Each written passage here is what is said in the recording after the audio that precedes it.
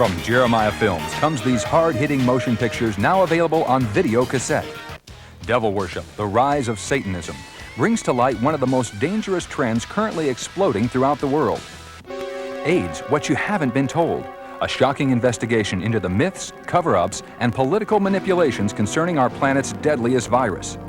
The Evolution Conspiracy, a breathtaking documentary featuring leading scientists from around the world attempting to unravel the mysteries of evolution and, in the process, uncovering what may be the most incredible hoax of the century.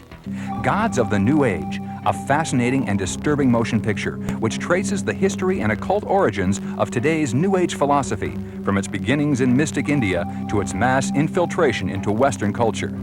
Fear is the Master takes you inside one of the world's most dangerous cults and reveals firsthand how recruits are brainwashed into submitting to a maniacal leader.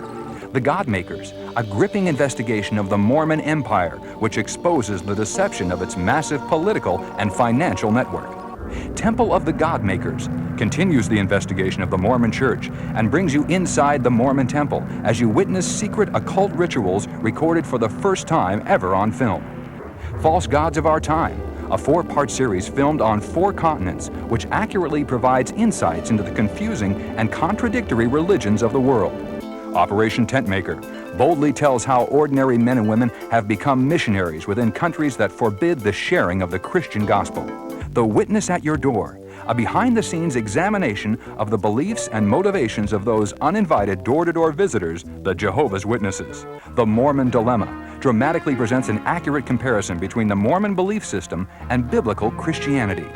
A Song for Grandma, a moving documentary designed to motivate volunteers to visit the elderly lying alone and forgotten in our nursing homes. These are available to you from your local video retailer, or you can call 1-800-828-2290. That's 1-800-828-2290. California residents call 1-800-633-0869. Call today.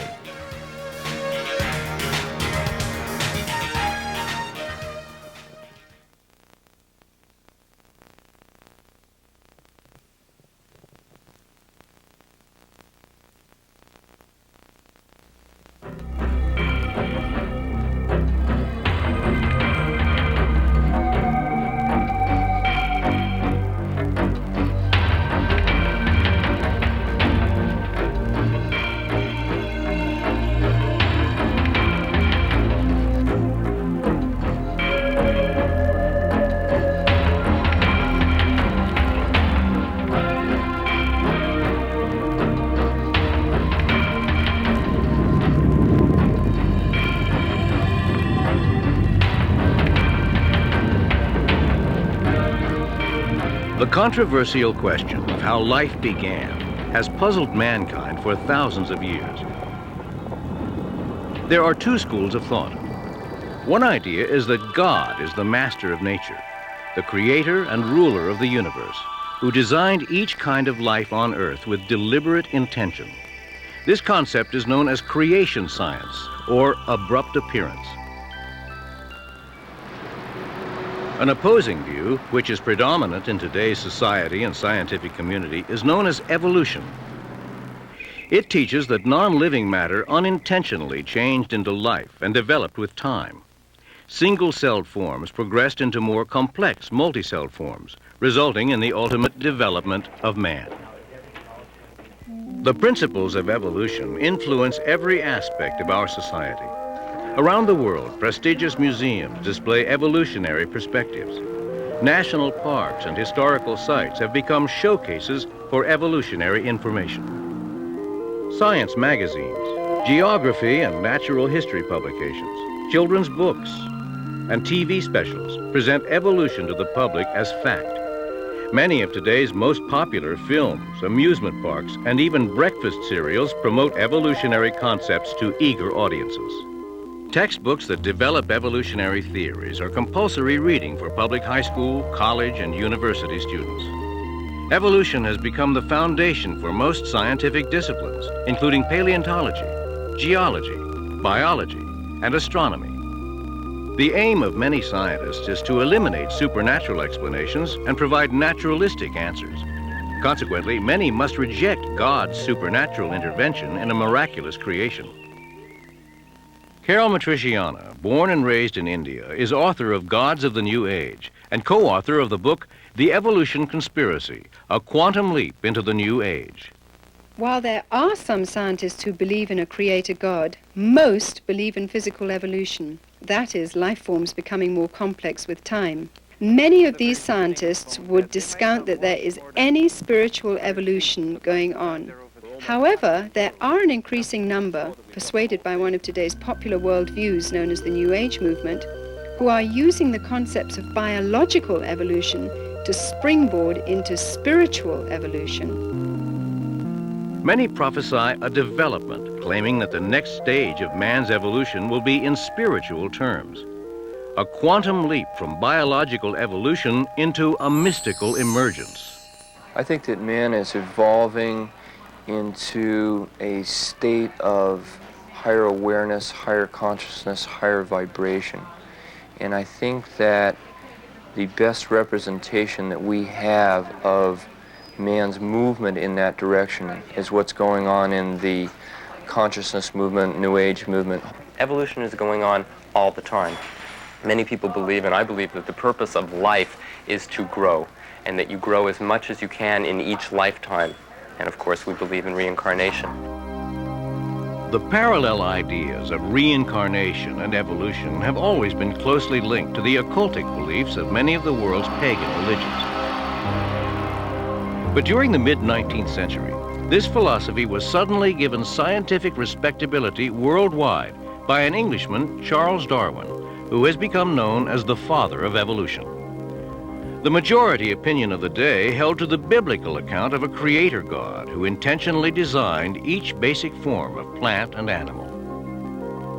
Although raised a Christian, Darwin rebelled against this idea and in his theory saw a way to formulate a process without a creator.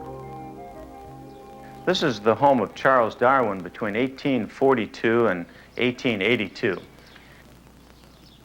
It's in this study that Charles Darwin produced his great works. In fact, he used to sit in this chair. It's here he wrote his famous On the Origin of Species, published in 1859. Charles Darwin is a giant among men in modern world because he developed the theory of evolution, which transformed the scientific world. The theory of evolution by natural descent was in vogue long before Darwin's time. What Darwin did was provide a rational explanation of how it might have operated. So rational indeed that many people said, why didn't I think of that? Many people felt most comfortable. As far as Darwin was concerned, he was their hero. He provided the explanation that they were seeking. Modern science was born in 1620 when Lord Bacon wrote Novum Organum. Between 1620 and 1860, most scientists believed in a creator and in the creation of man. Today, few scientists believe in creation or a creator. What happened? Who are some of the molders of the modern mind? Standing here by Thomas Huxley in the Museum of Natural History. He's been called Darwin's bulldog because he took the theory of Darwin and gave a forceful presentation of it. Huxley believed that you could explain everything in nature apart from the creator by pure natural laws. We have to remember that after all, creationism was what everybody thought not all that many years ago. And creationism was overthrown in the scientific community by evolutionary thinking. For the most part, Darwin's book was considered blasphemous by the average person in England at that time. Karl Marx, an atheist and the originator of communism, was delighted to find a scientific rationale in the theory of evolution, which he claimed gave validation to his new philosophy. Marx admired Darwin, and the two communicated and corresponded. In appreciation, Marx even attempted to dedicate his greatest atheistic work, Das Kapital, to Darwin. There were communists of the day, and Karl Marx was one of these, who saw Darwin's theory as giving scientific credibility to what was previously merely a philosophy. The philosophy of socialism, the philosophy of communism, it all became scientific and credible with Darwin's theory. Roger Oakland is a former evolutionist and biology instructor and is co-author of the book The Evolution Conspiracy, A Quantum Leap into the New Age. When the communists took over Yuanling province of China, the entire population was forced to attend propaganda classes. The first lesson was not some words of wisdom from Lenin or Stalin, but a fundamental course in Darwinian evolution. One of my former graduate students turned to communism. He was brought to Moscow for training. What do you think they taught him? Lenin, Marx? No. For 2 years they sat him in a library and taught him nothing but evolution, identifying it as the foundation of communism. Without evolutionism, there can be no Marxism, no Leninism, no secular humanism, unless the universe created itself, unless man is God, unless there is no creator. None of these philosophies will stand. The people who have devised the concept of evolution, starting with Charles Darwin himself, and even before him, have come up with a concept that starts with a vacuum. And then there was an explosion in that vacuum called the Big Bang that created the Milky Way galaxy with up to 200 billion stars, all circulating in intricate precision. The result of that explosion, and it gets all the way up to man without God getting into the act anywhere along the line. That is really the way it is taught in all of our public schools today. Darwin's whole purpose was to explain all of life without design and purpose, without the need for a creator, by purely mechanistic or natural processes. Luther Sunderland, former aerospace engineer and author of the book Darwin's Enigma. Now, what is this materialistic or natural explanation for evolution? It says that on the early Earth, in a soupy ocean, some chemicals got together and formed spontaneously the first living cell. Now, that was no minor operation, because the simplest single-celled organism we know anything about has in its genes and chromosomes about as much data as there are letters in the world's largest library, the 1 trillion letters. No way in the world could random processes have organized that much data. Most life forms are comprised of billions of these complex cells, which once again display themselves in perfect order. The mathematical impossibility of the human body being formed accidentally surpasses the logic of an explosion in a printing shop, resulting in the formation of a dictionary. We are told that life began in this prebiotic soup, which was rich in all sorts of various compounds. But recent studies in the most ancient rocks show that there's no evidence that such a soup ever existed. The scientific method is supposed to be based on the ability to observe and test things. And yet, evolutionists accept that non-living matter somehow became life. No one saw it happen. There's no examples of it happening today, and yet they claim it as a fact. In addition, no one has ever observed one form of life evolving into another form. But evolutionists are convinced that if you give it billions of years of time, these things can happen. You see, long periods of time become the magic factor. Suppose someone walks into a science classroom at a university and claims that it's possible for a worm to become a man in just a few seconds of time. He's laughed out of the building. Someone else makes a claim that a worm can become a man given millions of years of time, and everyone there agrees. You see, by simply expanding the amount of time, a ridiculous idea seems credible, and that's the key to evolution. As little as 120 years ago, the public at large generally accepted that the Earth was relatively young. One possibility indicated 6,000 to 10,000 years based on biblical genealogies. Today, however, evolutionists have invented complex timetables spanning billions of years, specifically designed to allow vast amounts of time for various life forms to change into other life forms. No one knows precisely how old the Earth is, but no matter how much time one gives an evolutionist, it still doesn't solve their dilemma as to how exactly life came into being in the first place. Dr. John Morris, Associate Professor of Geology at the Institute for Creation Research in California. There are hundreds of different clocks by which we can estimate the age of a rock or the age of the Earth, and almost all of them seem to give young ages for all of these things. There are about 5 or 6, however, that seem to give old ages. It's interesting that my evolutionary colleagues will always choose those old ones.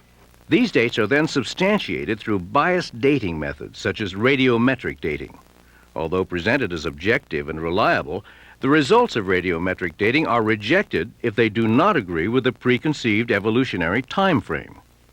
When a scientist wants to date a rock, he sends it to a lab, but you know that lab won't even take that rock unless he sends in a form with it telling them exactly how old he thinks that rock is, and that gives them a target to shoot for. And on the machine, they would keep turning those knobs and keep working on it until they got that date. Many times when we read in the textbooks about a rock that's been dated so many billion years, we just assume that the people that have gathered those dates know what they're talking about. But that's not the case. I know how those dates are arrived at.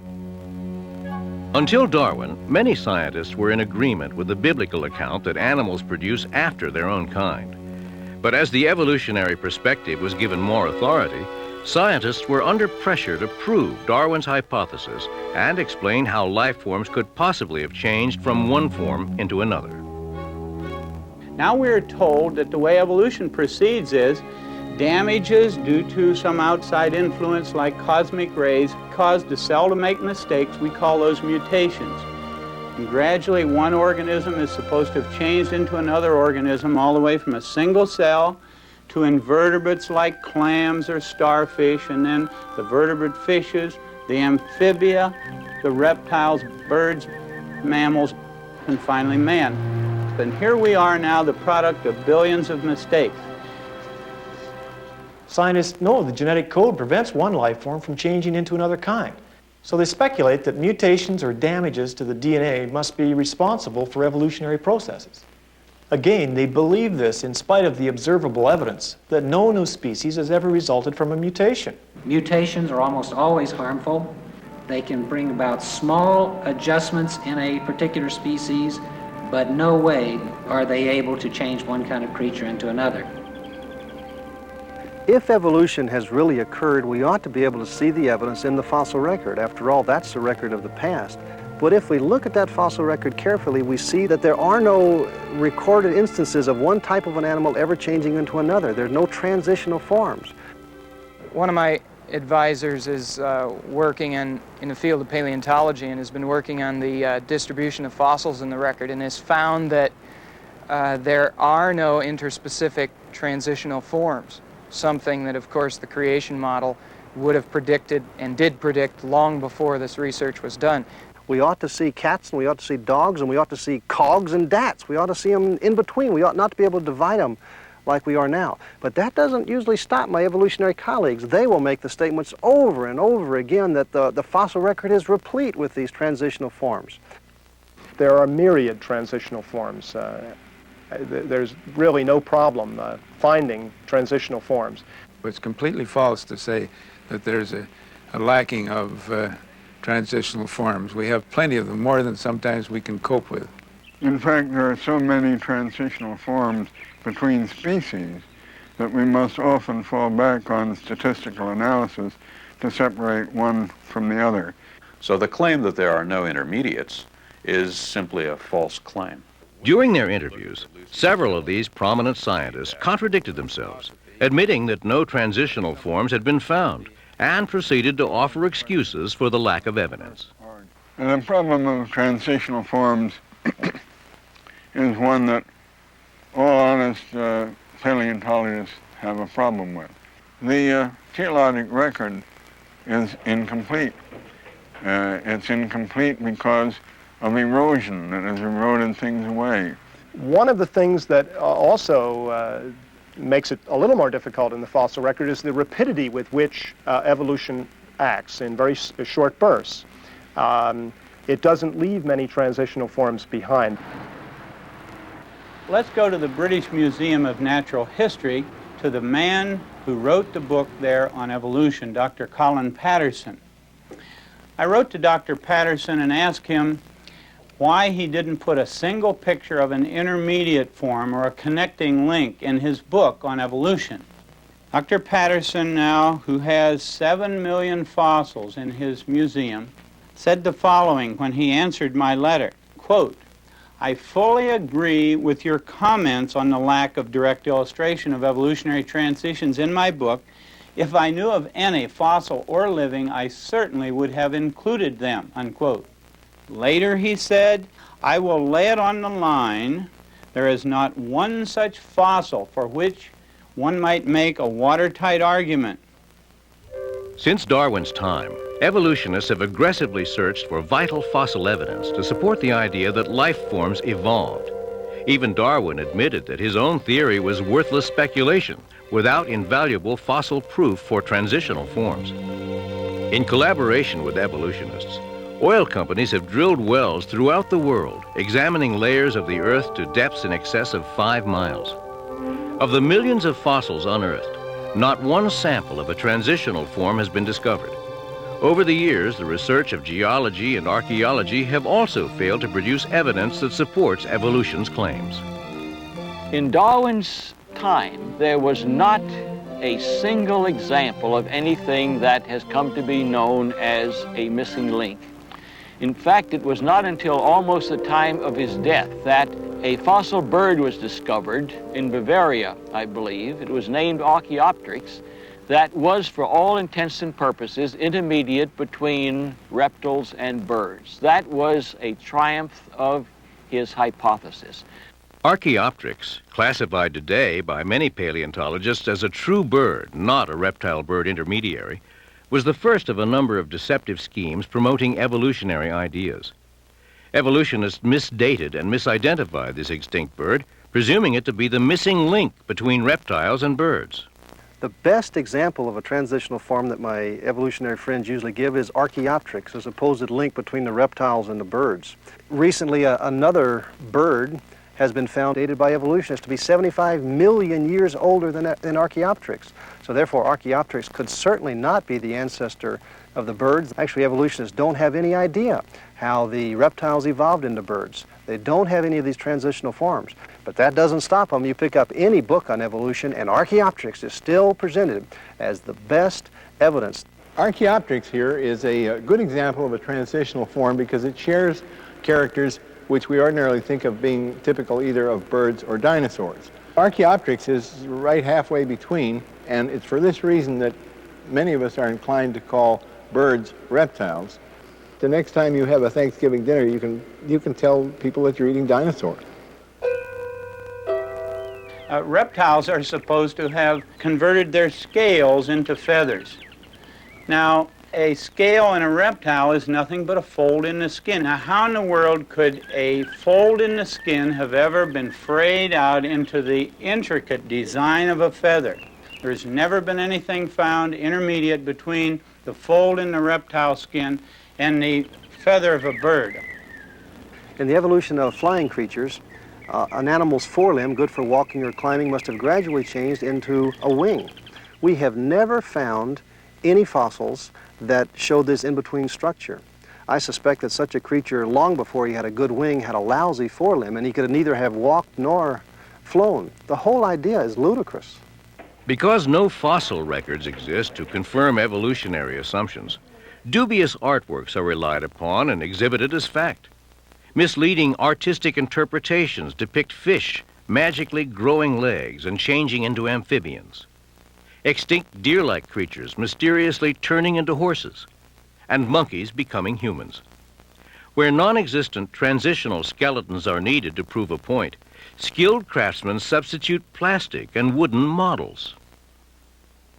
I'm very concerned about the way our museums present evolution as though it were a proven fact. And actually, false information is being presented. You see, since the museums don't have the transitional forms, they have to make them up out of thin air. The November 1980 edition of Science Digest shows a drawing of a whale with legs as an evolutionary link between whales and cows. But the only fossil evidence for this mythological transition is a skull and several teeth, no leg bones. Niles Eldridge at the American Museum said, "You're only limited by the credulity of your audience and your own imagination in making up these stories of what changed into what and what the intermediate forms were." When asked to come up with evidence that evolution really has taken place, evolutionists will frequently bring up very minor changes in living things, such as insects becoming resistant to DDT or insects changing color. Can we see evolution taking place today? You certainly can. We can. one of the most spectacular examples, have you ever heard of the San Jose scale? San Jose scale is an insect that infects oranges. The thing has evolved to resist the pesticides that they were using on it. One can see in historical times examples of evolutionary change. For example, if one looks at attempts to eradicate particular pests with different kinds of insecticides, it turns out that within a normal population of a particular kind of insect, for example, there are some that are resistant to a particular kind of insecticide. This is not evolution. Evolutionists should know better. These small changes are totally compatible with the creation understanding of things. What we need to see is major changes, some type of an animal changing into another type of an animal, and this we do not see. If we're talking about seeing evolution today, seeing one species changing into another species, that's not going to happen. Although there must be, from an evolutionary perspective, many transitional forms out there, the likelihood of finding any one of them is extremely low. The more we learn about paleontology, that is fossils, the more certain we are that evolution is based on faith alone. The National Academy of Science is the official advisor to the U.S. government on questions of science. In its publications, it falsely claims that the missing links that troubled Darwin are no longer missing. This is misrepresentation which deceives millions, because after 120 years of exhaustive searching, Darwin's missing links are still missing.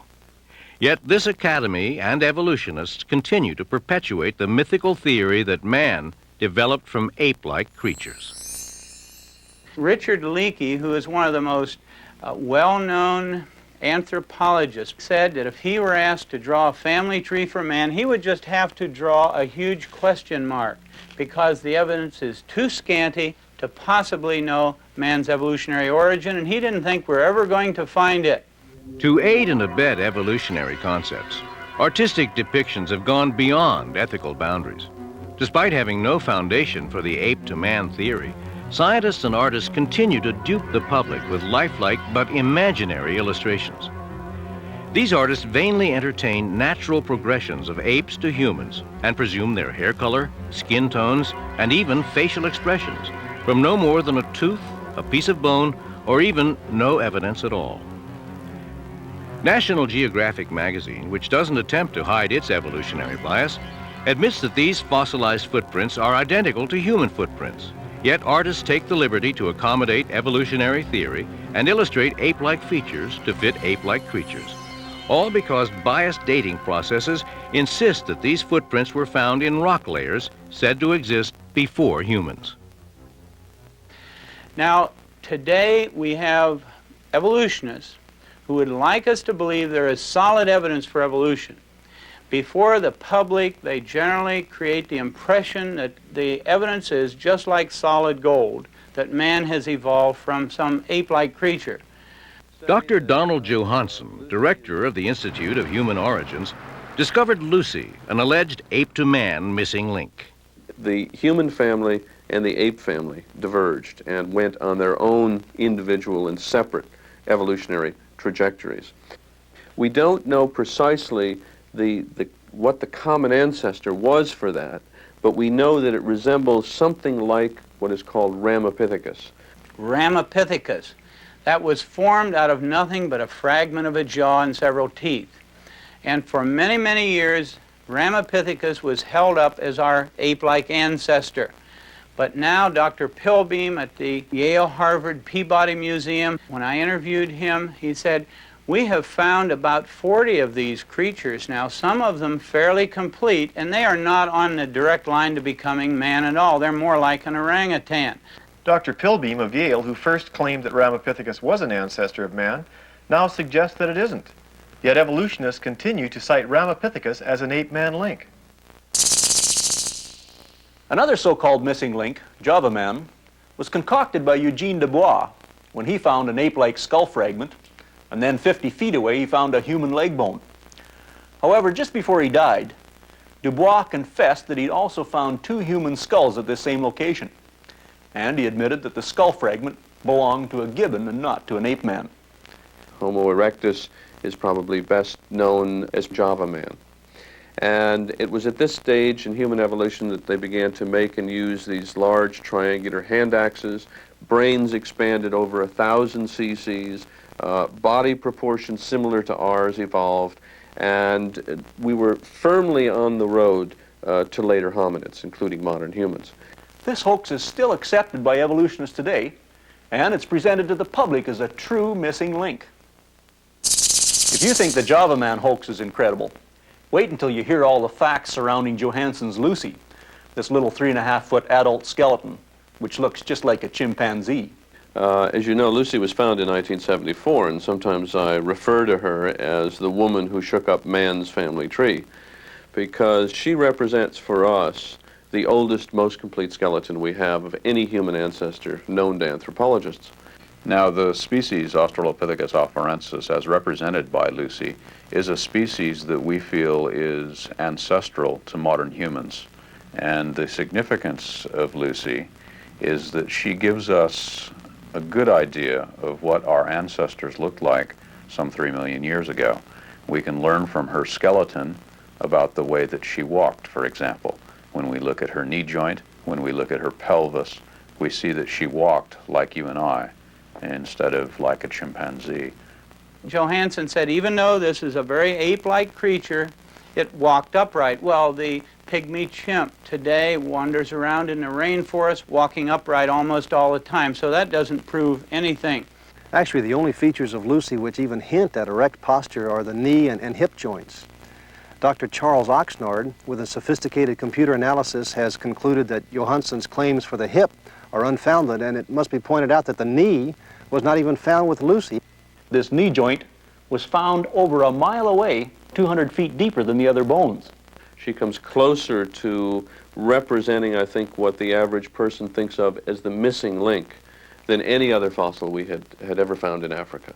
So she has extraordinary importance in terms of understanding the very earliest phases of human evolution. Richard Leakey and others are now claiming that in all likelihood Lucy is really a mosaic of 2 or more species.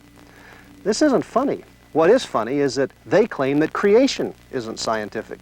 The next thing back was Piltdown Man. Here was a case where a human skull had been doctored up along with a jaw of an orangutan to make the jaw look somewhat human. The teeth were filed. It turned out to be a pure fraud.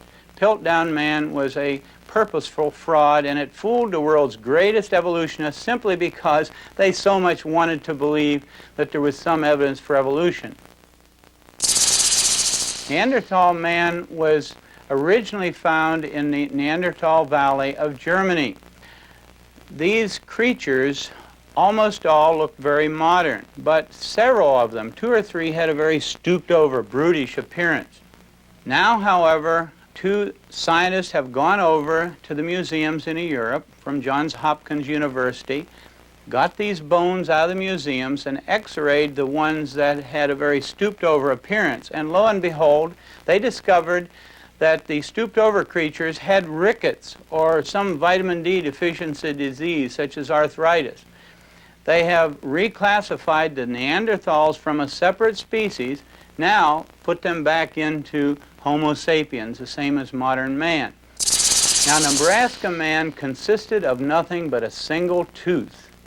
And around this single tooth, pictures were drawn showing an ape-like creature that had evolved into man. It turned out later that this tooth was nothing but the tooth of an extinct pig. And this is a case now where a pig made a monkey out of an evolutionist. I think man has always been man. The scientific evidence shows this, and this, of course, is very consistent with the account of creation that is presented in the book of Genesis. Behind closed doors, or occasionally when speaking very candidly, the evolutionists admit there is really no evidence that man evolved from the apes.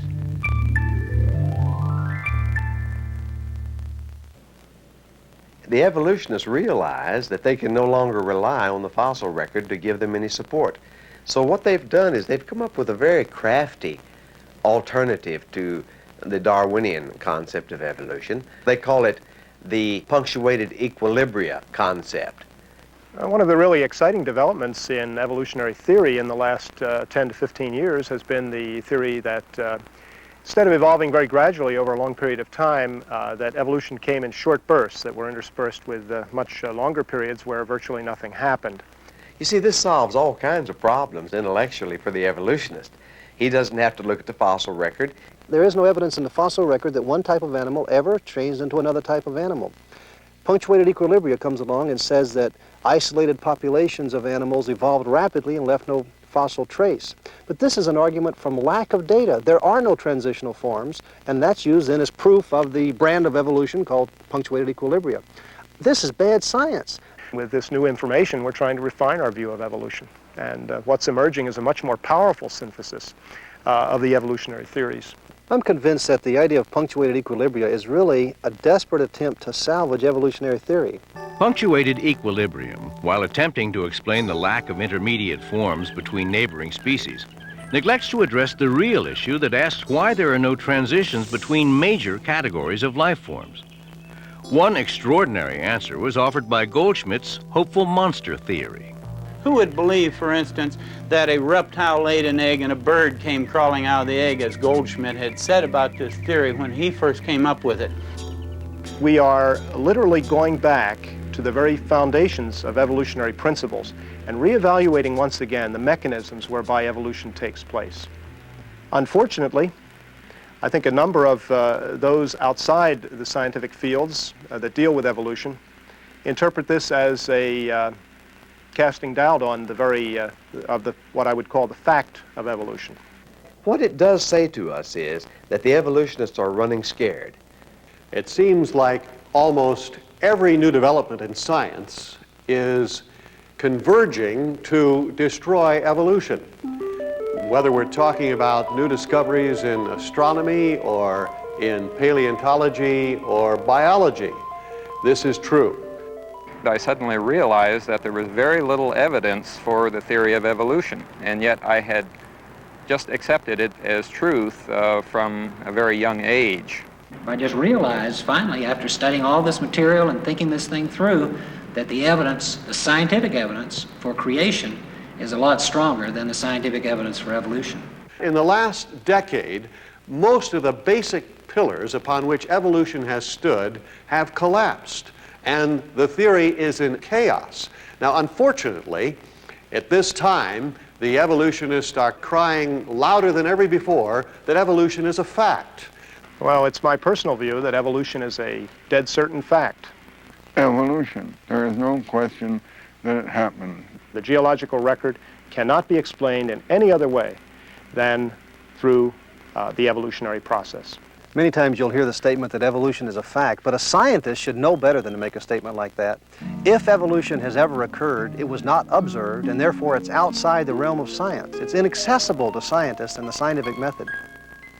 Many of my evolutionary colleagues are coming up with rather bizarre theories. It seems that they recognize that evolution doesn't make good sense scientifically, and so they're forced to come up with these incredible imaginary ideas. For instance, some now recognize that the spontaneous generation of life from non-life is scientifically impossible. So what do? Do they attribute it to a creator? No, they claim that life came from outer space.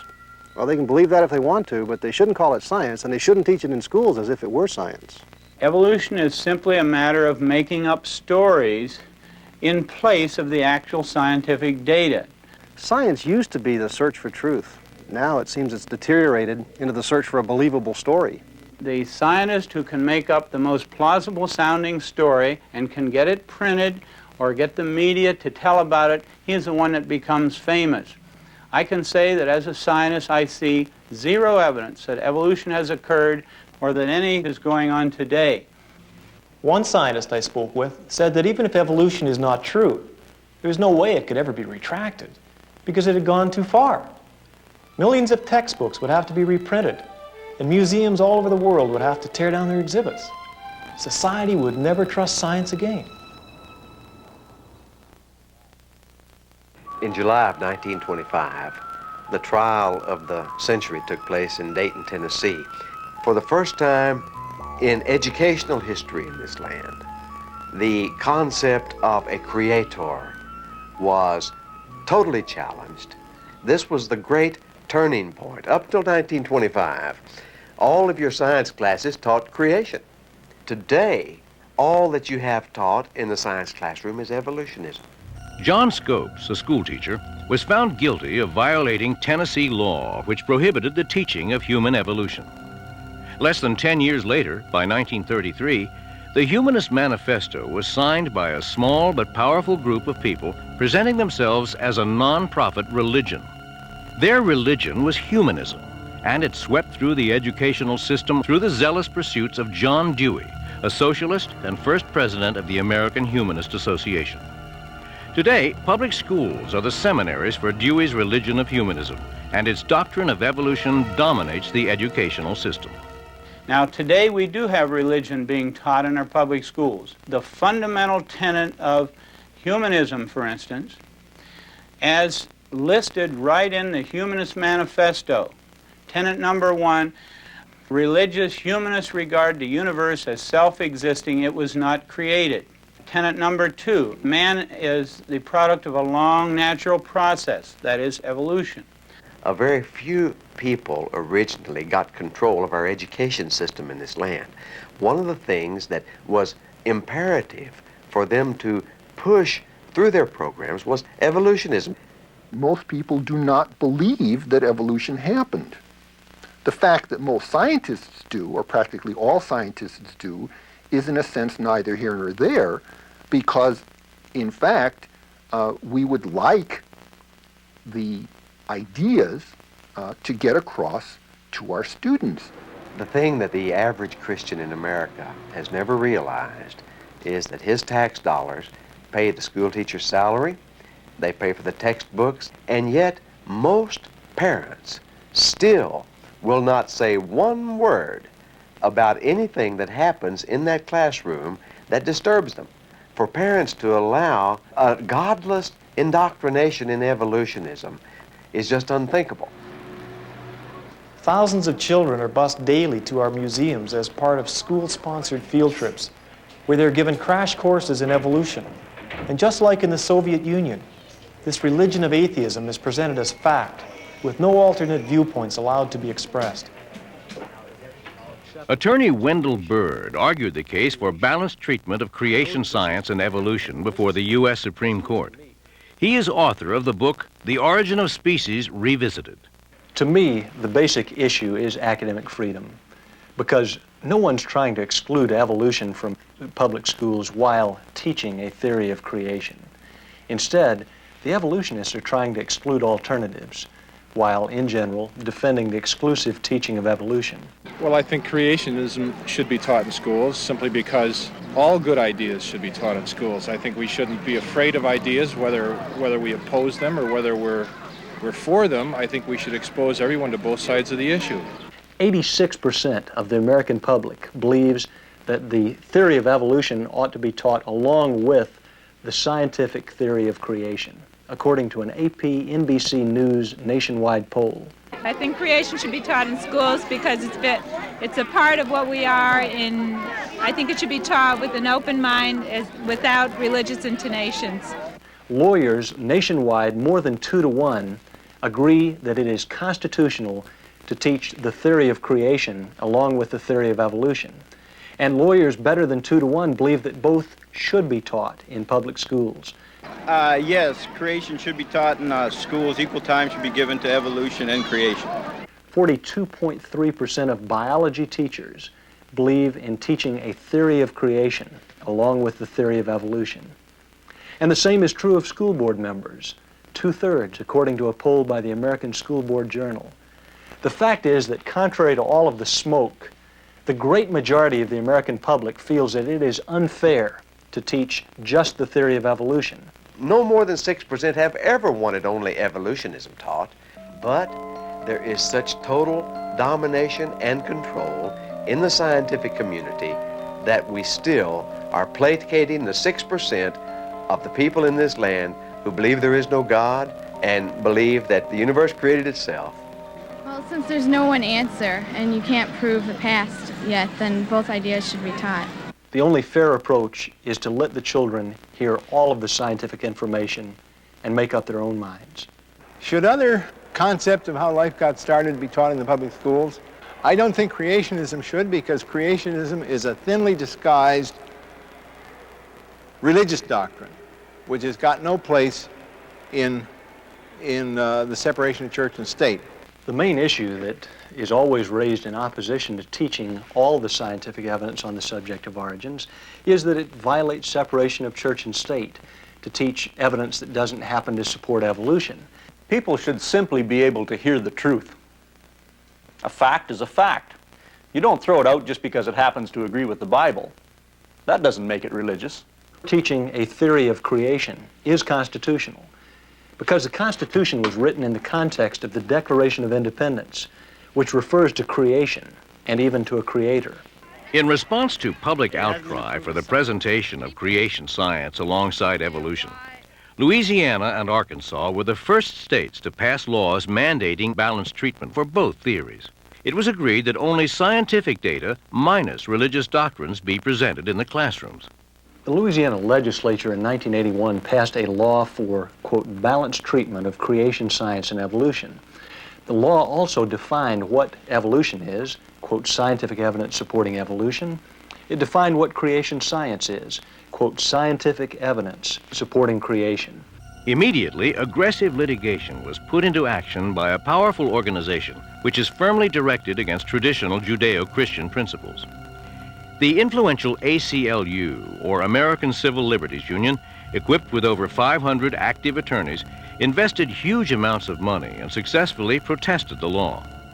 One of the biggest problems you have with the ACLU is that they're so well funded. They get millions and millions of dollars from large foundations and from wealthy people all across America. That's what they did to us. They tied us up in court in Louisiana. We filed a slim brief of 630 pages with 2,000 footnotes arguing that creation science is constitutional to teach, scientific in content, and as non-religious as evolution. The U.S. District Court judge entered a summary judgment against us nonetheless, saying that creation science involves the concept of creation, which implies a creator, which is inherently religious. The ACLU was able to convince the Supreme Court that creation science was basically religious. The court violated the Constitution by redefining the First Amendment author's intention, which is against favoring any one religion above another. In their decision, the Supreme Court favored naturalistic evolution, a belief of religious humanists. Despite overwhelming scientific evidence supporting creation science, the court ruled that creationism should not be given mandatory status in public schools, but could be taught alongside evolution at the teacher's discretion. Irresponsible and slanted journalism labeled the case as religion versus science and falsely reported that creation science had been banned from the classroom. The U.S. Supreme Court did not say that any teaching of a theory of creation is unconstitutional. It specifically reaffirmed the right of teachers to teach all the scientific evidence on the subject of origins. The scientific community is very seriously worried about the growth of creationism as an attack on the validity and the autonomy of science, and particularly in the insistence that creationism be taught in the public schools in science courses. There's a very strong network and general feeling that creation, theories of creation, maybe theories of abrupt appearance, are a menace to science. Let me mention several organizations that actively today try to prevent it from being taught in public schools. Committees of Correspondence, People for the American Way, the American Humanist Association, the American Civil Liberties Union, the American Association for the Advancement of Science, the National Academy of Sciences, the National Education Association, the National Association of Biology Teachers, and the Biological Sciences Curriculum Study. If there's one anti-scientific theory today that most threatens the whole nature of scientific inquiry, it is creationism. Today we really have an organized conspiracy in this country in every state that is organized to fight the open hearing of scientific evidences on origins. The result was the forming of a loose network of active organizations that will cooperate to combat the creationist intrusion into the public schools, public museums, national and state parks, and the governmental funding of science research. They have a very specific desire to preserve the exclusive teaching of evolution and to exclude any teaching of a scientific theory of creation or a scientific theory of abrupt appearance. That's censorship in my view. We have today what is unquestionably the worst case of censorship. Good scientific data that happens to make it look bad for evolution, but that is meticulously censored from the textbooks. In an American society where we have always taken great pride in freedom of expression, freedom of religion, freedom of belief, freedom of press, it's just so unfortunate that we have such great censorship in our scientific community today. Evolutionists will not acknowledge the scientific data supporting creation. They believe the creationists' only intention in presenting such facts is to push their religious bias. By successfully blurring the issues, evolutionists have falsely established evolution as scientific fact and strongly concealed its own religious affiliation. Most world religions except Judeo-Christianity are formed on the myth of biological evolution. One prominent world religion today gaining much popularity through celebrities like Shirley MacLaine is known as the New Age movement or the New Consciousness movement. At its heart is reincarnation and karma, both part of evolution which is based in Eastern mysticism. The New Age movement is asking us to recognize our oneness by accepting the idea that we all evolved from the same pond. And if we can unite our minds and spirits using techniques such as meditation and channeling, we can supposedly get incredible powers, achieve global unity. New Age is an interrelated network of various philosophies and political causes. Its goal is to promote an awareness of global oneness, physically and mystically. Everybody from Jesus Christ to Adolf Hitler would be seen as someone who we can identify with because we are all one. I think that certainly there is every potential for all of us as spiritual beings to merge as one. We've mastered the evolution of the physical body. We've mastered the evolution of the mind, or we're moving in that direction. So we're coming to a time where we're using this perfected, quasi-perfected body, this opening and perfecting mind, to access the true perfection of the universe, which is the spiritual dimension. According to New Agers, the next phase of mankind's evolution is elevation to godhood. They see the human race as a transitional form between apes and God. That's, I think, our purpose on Earth, and I think we're understanding that, is to make ourselves whole, to become one with ourselves, and then to realize our godhood. And I believe that everyone has Christ consciousness within themselves, and all they need to do is go inside and realize that and bring it forward and be that Christ consciousness. Evolution, whether biological or mystical, is man's way to explain away God and his creation and put man in God's place. Man has basically got the biological future of the earth in his hands. He can control evolution. We're in a time now where man is literally taking control of his own evolution, taking control of where mankind goes, both individually and collectively. I believe that the New Age movement is heading into the mainstream of American consciousness, and I think that it's going to get there by exposure in the mass media. The ideas, the concepts, the principles, the psychology, the spirituality. I think that this is a movement that will go all the way around the earth and ultimately serve as a vehicle to transform levels of consciousness that will allow us to live in a more natural, harmonious way with the elements and with the universe. This mushrooming philosophy should be a burning concern for Christians to try and understand so that they can become effective Christian witnesses. Not only is God's character at stake here, but his truth and morality. The desire for godhood, which is the goal of the New Age consciousness movement, is the same thing that brought about the fall of man. In being our own gods, we can justify our behavior and are accountable to no one. In the Bible, Romans chapter 1 warns us about the natural consequences of rejecting God the Creator. It results in man becoming involved in wickedness and moral corruption. As a result of the work of evolution, unbelief and skepticism are rampant in our society, and the moral and ethical effects have been devastating. If there is a moral governor in the universe, then each person in this universe is responsible to that moral governor. The easiest thing in man's mind to do is just to dismiss the possibility of that moral governorship.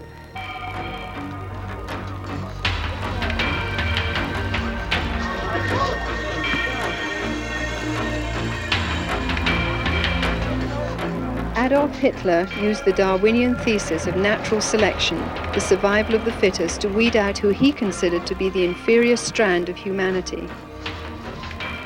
He brutally tortured and killed 12 million people, 6 million Jews and 6 million non-Jews. In effect, we are doing the same thing today with abortion, euthanasia, and infanticide, weeding out those whom we consider to be unwanted persons. Since 1973 in the USA alone, nearly 25 million unborn human beings were killed by abortion. That is one baby every 20 seconds. If we deny that man is created in the image and likeness of God, then we lose the dignity and purpose of life. If we agree with the evolutionary premise that we are no more than evolved animals, then humankind loses all moral perspectives. People don't want to take responsibility for their actions. They don't want God looking over their shoulder. Evolution is nothing more than an elaborate path one takes to run away from God. I stopped running and gave my heart to Jesus Christ, and all the scientific facts I'd been struggling with fell into place. We can either choose to look to evolution for the answers, or we can choose to consider an alternative. Just look at the vastness of the universe with its galaxies, solar systems, the planets, all circulating in perfect precision. There are more stars than grains of sand in all the world. Just think of the complexity of life, the intricacies of the eye, the ear, the heart, or the human brain. Is it logical to assume it all happened by random chance? Or was there an awesome creator and designer behind it all? The Bible says that man is without excuse because all around him he can see through the evidence of nature the mighty workings of a creator God.